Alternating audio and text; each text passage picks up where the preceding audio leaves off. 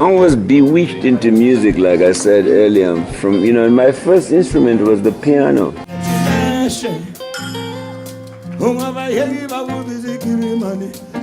My parents got me to play the piano. They got me piano lessons at the age of 5 to get me away from the gramophone, which I lived for. And after the piano, when I was 14, I saw a film about a trumpet player. I mean, I already worshipped Louis Armstrong and all that, but the thing about that particular film was called Young Men with a Horn, is that Harry James was a great band leader of the 30s, 40s, and 50s, played the trumpet. He had the most beautiful tone.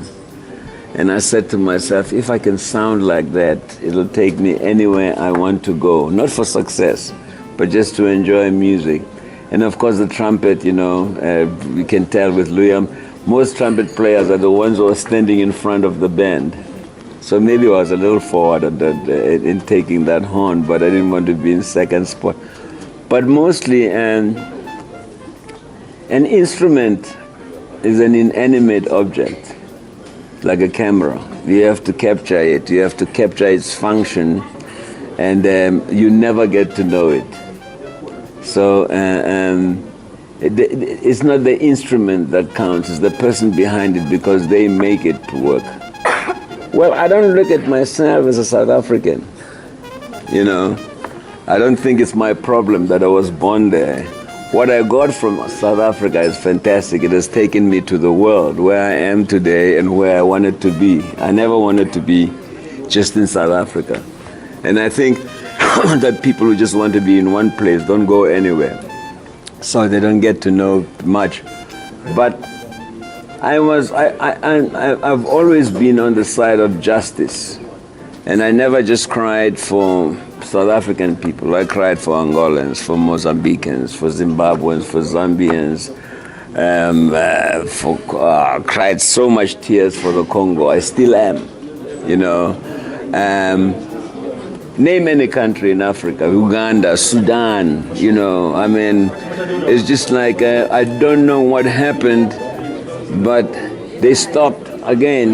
We had a time when there were freedom fighters and leaders, and Africa had this sparkle in the 50s and 60s, where we were going to be this great continent, but international industry would not allow it, because it means the loss, I guess, of precious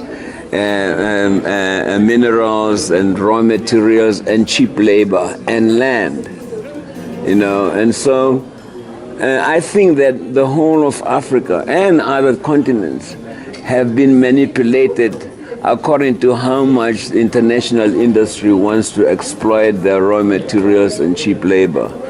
And that is the saddening part of Africa for me.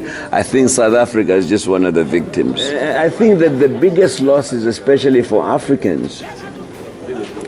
And I formed the Hugh Masekela Heritage Foundation to try and be one of the people who's part of the initiative to turn it around, is that we have lost our heritage.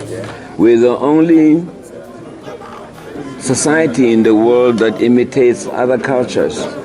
And yet we might as Africans outnumber all other ethnic groups in the world, including the Chinese. But we're scattered. We're Jamaicans, we're Ugandans, we're Kenyans, we're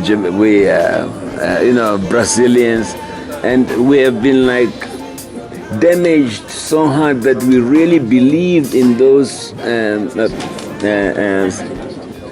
partitions, and to the point where we fight each other to protect the colonial heritage. But what is more important, I think, is that we should know our history, how we got where we are today. To do that, we have to find out where we came from. We have to have, the Europeans or the Indians, which is a family genealogy. You should know the genealogy of your family from 1,000 years ago, or maybe at least 500 years ago. We have family praises and praise poetry to tell us who we are. We need to restore our languages, so that our children today, especially elementary school-going children, are losing the grasp of the mother tongue, those who still speak it. And many homes don't want their children to speak the mother tongue because we think that our heritage is backward, our heritage is primitive, we think that is pagan, savage. We've been convinced to protect other cultures among ourselves, and we find each other even with those cultures, for those cultures and the borders. So I can't even say that's a social. It's a major emergency, and if we don't repair it, your grandchildren, when they ask them 20 years from now who they are, they're going to say, "Hey, they say we used to be Africans very long ago," and we laugh at that, but it's serious.